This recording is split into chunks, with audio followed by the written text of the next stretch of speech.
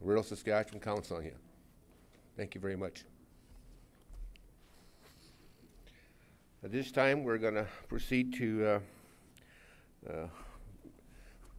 everyone's Municipal Aggregate Resource Manual we've been working on for a few years. Well, not a year now. I'd like to call up John Waller. He's from McNair and Associates, and he's our Senior Project Director and Director of Strategy and Risk Management from McNair Development in Regina. John's core areas of focus include business case development, complex project delivery, financial analysis, and First Nation economic development. John has varied experience in infrastructure, analysis, and policy development, working with clients, including the Ministry of Highways and Infrastructure, SaskBuild, SaskWater, the Arm of Sherwood, and the University of Regina. John's First Nation development experience includes project management and financial analysts related to wind and solar energy, healthcare, and land development. Please welcome John Waller.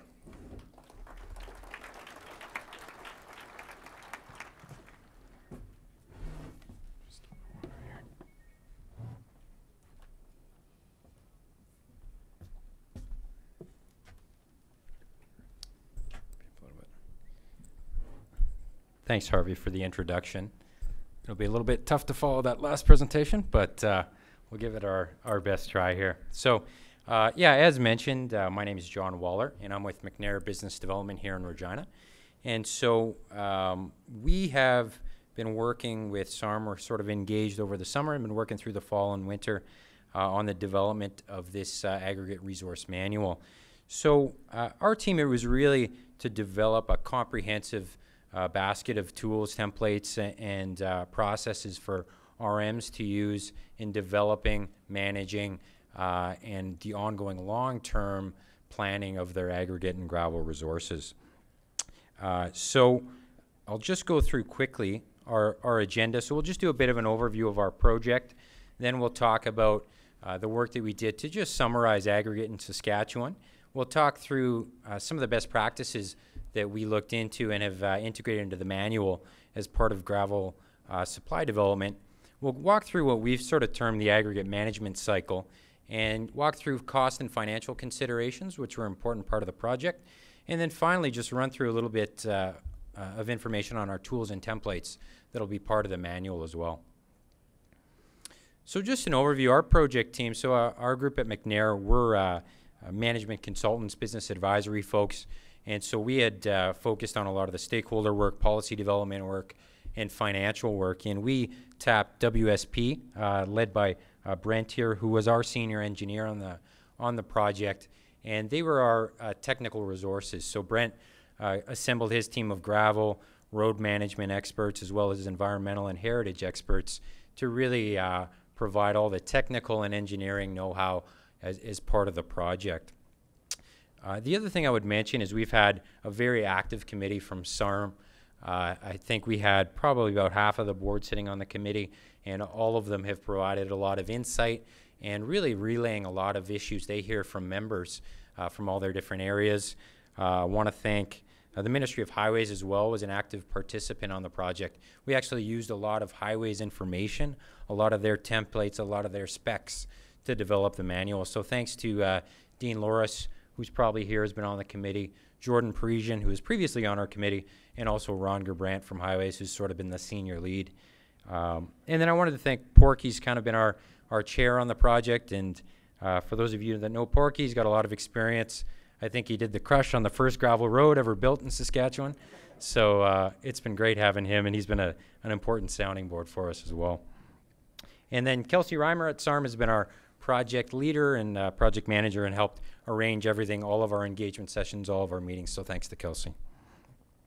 Timelines, again, as mentioned, we've been working, diligently for about 6 months, and what we're doing is coming to the end of March when we're going to have everything pretty much complete. So members can expect to get our materials out in early April, and we're going to be sort of actively staying involved just to take any feedback to make sure that whatever we finalize is going to be set up for the long term.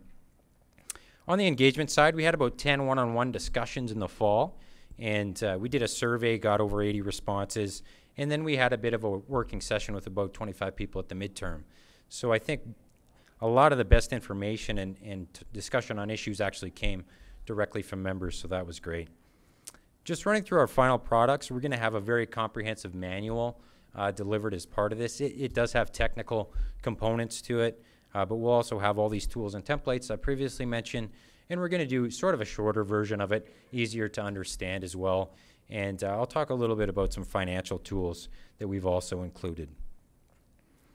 So just quickly, a little bit of introduction on what and why. So obviously the issue here that SAR members have been dealing with for several years trying to get a handle on is that the issue around gravel being a non-renewable resource and demand really skyrocketing as economic growth happened over the last decade. And really the limited access to affordable gravel has caused a variety of issues. So I think that's why SARM undertook some of the initial work in this field and has kind of culminated in our project. The other issue, I think, and from feedback SARM was getting on an ongoing basis, is that there was no centralized place where RMs and administrators and councils could come to get information related to aggregate and gravel management. So that's what really we were looking to do to bring it together. So again, the solution for us was the development of the manual, and today we'll walk through all the key components. So just quickly a summary of what we found in discussions on aggregate in Saskatchewan. We focused on two areas, I guess. One, the themes from our engagement was RMs are really focused on the long term. People aren't looking for a quick fix to meet next year's budget. It's really about long-term sustainable supply and how can you get a secure, cost-effective source for your community long term. And then the other issue, we had wondered starting out if people were really focused in on very individual specific issues, whether it was just exploration, just finding gravel. Was it just the costing side, understanding value for money? Or was it how to use innovations? Everybody's hearing about different chemicals and different innovative tools. But what we found in our engagement is people were interested in really everything. It was sort of the whole gamut, and so that's the approach we've taken in developing materials. And then the other side that we had heard feedback on, and I know it's an ongoing discussion, is the regulatory piece. And so our manual really looked at all the relevant legislation, and Brent's team, Tapping Archaeology and Environmental Resources, has really tried to provide simple processes on what RMs need to do related to heritage and environmental issues as they're doing exploration and extraction. So within best practices, we looked at a number of different elements of supply development. One, what we've termed gravel supply options, is really the idea of considering tendering versus leasing versus purchasing land.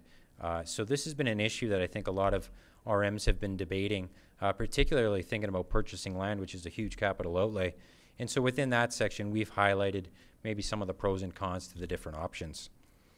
Within supply development, we've talked through a number of the innovations that people have heard about, whether it's chemicals, geomaterials, different just techniques on roadway management. And we have a lot of technical information there, but we also did a practical guide to innovations. So sort of a step-by-step practical suggestion on how that could be done for an RM, knowing that, again, those are pretty big risks to take if you're looking at doing anything that's really innovative in this space. On procurement, we've provided some background on the best value procurement model. It's something that's been rolled out by the government of Saskatchewan over the last couple of years. It's something Highways uses. So I know one of the debates we had in a number of engagements was whether low bid is the only option for RMs and whether they can consider things like experience, local knowledge, those types of things. So we've provided some intel on that and also some steps on the proper ways to go about gravel procurement. We discussed partnership models. I think we had heard of some models between RMs, and so we flushed out a variety of different ideas for how RMs could partner together, whether it's on the exploration side, leveraging expert resources, those types of things. We also talked about partnerships with the Ministry of Highways.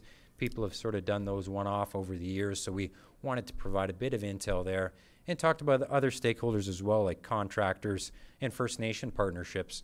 A lot of the First Nations out there have significant land holdings, and there's some opportunities potentially, particularly on the exploration side, to tap some resources that may not have been fully developed in the past.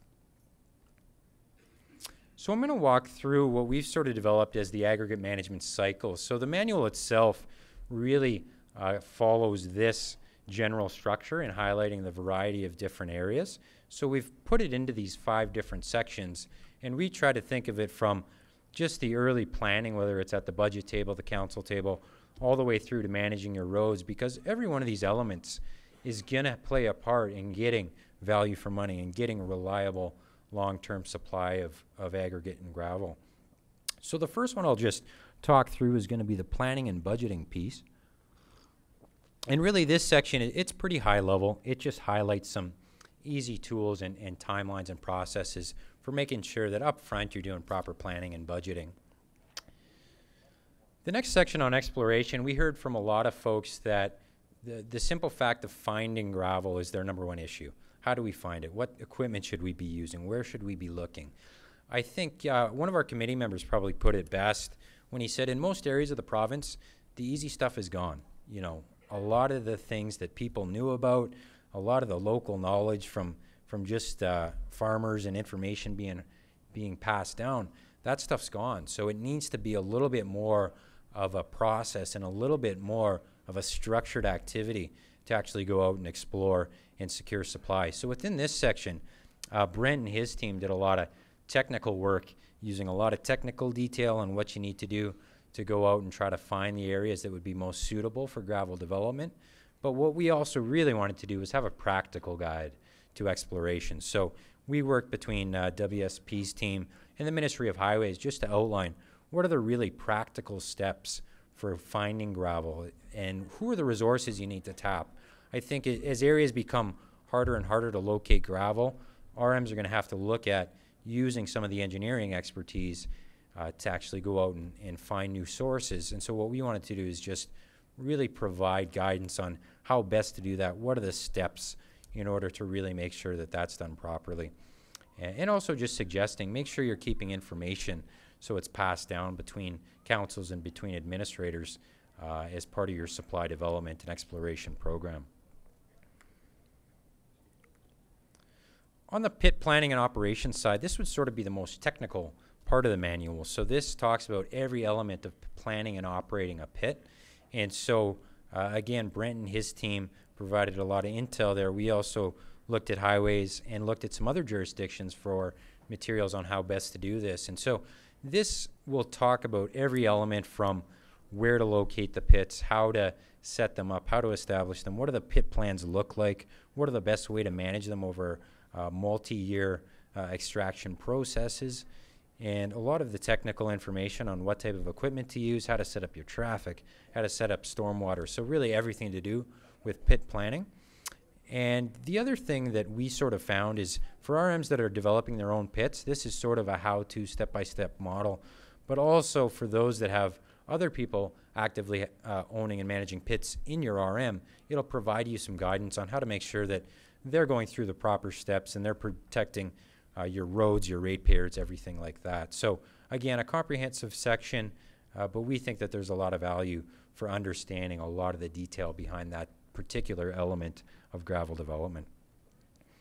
Reclamation is an area that I think through our engagement, we had some provincial government reps as well on the committee, and I think everyone had kind of flagged that it's maybe been an afterthought in a lot of areas, and as an afterthought, it's led to some sort of legacy pits being not managed properly in how they're turned back over and how the land's returned again to landowners. So we have a section there just outlining simply what are the steps that need to be taken in order to do a proper reclamation plan.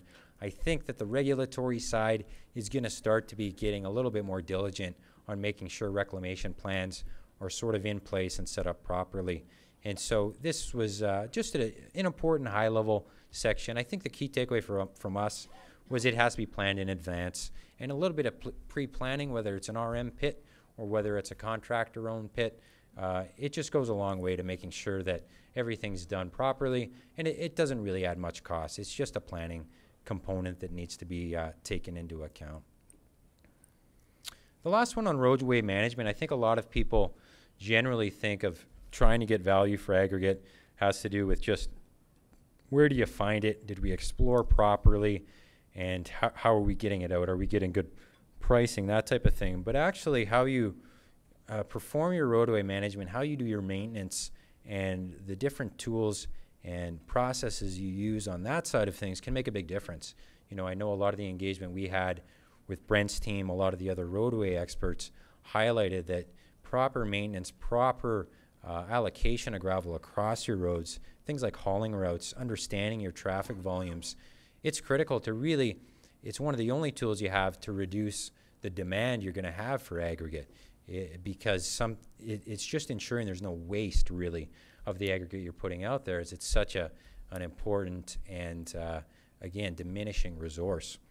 So Brent, again, as a technical resource with I think 20 plus years working in this field, had provided a lot of guidance on some of the ideas as far as recovering gravel from the shoulder, things like it's sort of that reuse component, but also how to set up your routes, to make sure that you are getting value for money, and that long term the roadway management and your maintenance side is really aligned with your exploration and your pit development, gravel sourcing side of things. I think for a lot of folks, their primary concern in this whole field is just making sure, are we getting good pricing? Are we getting good value? And so we looked at a couple sides of the cost and financial component related to gravel management. One was sort of the existing financial information. So the manual itself, it has all the different fees, whether it's the extraction fees, the hauling fees. We had a lot of conversations about road maintenance agreements, some of the issues there. I know SARM has had ongoing discussions on your behalf related to that with government. So we have all the existing information, and it will be an area that can be updated over time to make sure that RMs have all the critical information on the fees and costs related to the sector to date. The other thing that the Ministry of Highways undertook last year was some survey work to get an understanding of all-in costs of gravel for rural municipalities. And they were able to share that information with us, which we included in the manual. And so they had broken it out by aggregate type, cost by division, and summarized this into a variety of tables that we used. But I think they had kind of noted in our committee and ourselves that, you know, there's some real issues in trying to get these broad, even certainly provincial level, but even division level costing information, because it's such a localized resource and it depends so much on if that resource is within your RM, if you're using a neighboring RM's resource, if you own it, depending on the contractor mix. So it's certainly in there, but we also flagged some of the real risks and the challenges for RMs in looking at information like this. How do we know that we're providing value, whether it's an administrator to their council or a council to their ratepayers, right? It's understanding that side of things. So what we did in thinking through what would be the long-term way that RMs can actually be able to prove that out and have a level of comfort that they are getting value for money. And the Parkland group north of Saskatoon that Porky sits on, he was able to bring along their approach to it. And what they do up there is really, it's an information sharing collaboration model. They share information related to all elements of aggregate management, all their internal folks costing on the equipment staffing side, the cost they're paying for crushing, hauling, those types of things. And they share that information freely, what contractors they use, that type of thing. So we integrated that into our manual as a bit of a template that people can follow. We did hear from some RMs that had very valid sort of reasons for their approach to not really sharing information, because they wanted to make sure for their ratepayers, they want to maintain their resource, maintain the security of that resource. So what we'd sort of recommend going forward is a voluntary system that focuses on collaboration, information sharing at a regional level, sort of a division level or sub-region level. And we think that over time, if you're openly sharing that information, that's really the best way. And outside of informal engagement with neighbors and contractors, that's the only way to get a real good sense on an annual basis of whether or not you're getting good value. As everyone here knows, the cost can vary widely year to year. There was huge escalation, 4 or 5 years ago as the economic boom happened. And we actually heard this fall, a lot of RMs are seeing really competitive pricing, right? So that it becomes really a challenge for administration and a council really to highlight whether or not they're getting value at those types of wild fluctuations.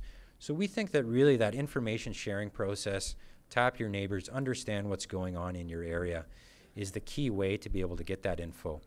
Again, if you have resources and you're very comfortable with the expertise you have and you don't want to share information, I don't think it's anything that should be imposed on people either. So that's highlighted in the manual. The other thing that we had heard, I mean, we do a lot of financial analysis related to infrastructure at McNair, and so we had heard in the fall a lot of people struggling with some major investment decisions would like a bit of a cost-benefit analysis tool. It has to be something simple that everyone can understand, but how can people really make decisions related to, say, purchasing land versus tendering on an annual basis? I think that something like that is related to your tolerance for risk. What is your tolerance for risk on price escalation? That's really hard to predict in 3 or 4 years, right? So we've developed some scenarios that we looked at that. We looked at these innovations. You know, if you spent $1 million, something like that, on an innovative chemical treatment or something, how can you justify that? How can you understand if it's a good investment? So we've actually developed a model that's going to be part of the manual, and we've also developed some scenarios, some test cases, case studies within the manual to give people an idea of the types of things they should be considering when doing cost-benefit analysis. Another important thing, and it's something that we had proposed sort of early on, was really as part of the manual, it's not just going to be about processes and technical information, but we really wanted to provide all the necessary templates and tools and appendices that people could use to be able to essentially execute their program. So we've included a bunch of templates related to the road maintenance side, all of the different tendering templates for crushing, hauling, the different fees, the different bylaws, the different regulatory components that you'll have to look into. So we've spent a lot of time engaging with the relevant stakeholders over the last several months to get these templates completed. And we used a lot of information from the Ministry of Highways as far as their specs and things. And contractors in the province are used to dealing with highways, right? So if we can create a consistent system, and it's going to set up RMs for success. And so all of these templates are designed that RMs will just be able to lever them. They'll be ready to use, and it's going to create, hopefully, less work and hopefully a lot more consistency in dealing with contractors and other resources. So that's sort of the quick summary. I know it's a lot of information to take in. I know from working with our committee, a lot of people have had significant questions, and everyone has their own specific issues in their specific area. So we really invite you to bother myself, Alex, or Brent. We'll be hanging around today and parts of tomorrow as well. So please come ask us any kind of questions, any kind of issues that you have. I'd also ask you to bother any of the SARM board members, any of the SARM staff. What we're going to be doing next week as we're working toward completing the manual is we're going to be sort of having a bit of a discussion on what we sort of heard informally here at convention. And so any questions that you have would be really valuable for us. And as I said, this is something we're looking to complete at the end of March. That's going to be rolled out by SARM in April, but we see it as a long-term document. Everybody wants it to be something that's used for decades. So we're going to be involved over the next several months, and we were just talking yesterday about let's go through a construction season to be able to allow people to provide a lot of feedback, see what issues that they see, what tools and templates did they find useful, what maybe have they had questions about. So we know it's a huge part of RM management. You know, gravel roads are really the lifeblood of not only RMs, but our economy here in Saskatchewan. So I think our whole team is committed to really trying to solicit any kind of feedback and making sure that the manual does highlight each component of aggregate management and does provide tools for all the RMs, those that have gravel, those that don't, those that are big enough to have technical resources, and those that don't as well. So again, that's pretty much the summary of the presentation. So we know there's a lot here, and we hope to chat with a number of you over the next couple of days and get your feedback as we roll out the manual.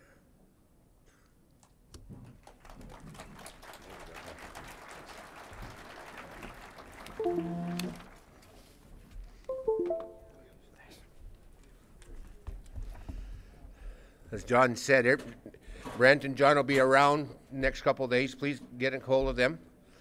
And the new the policy thing will come out in April. We'll have further discussion on that when it comes out. But give them some words of advice or questions that you have to try and answer for you. Okay, move.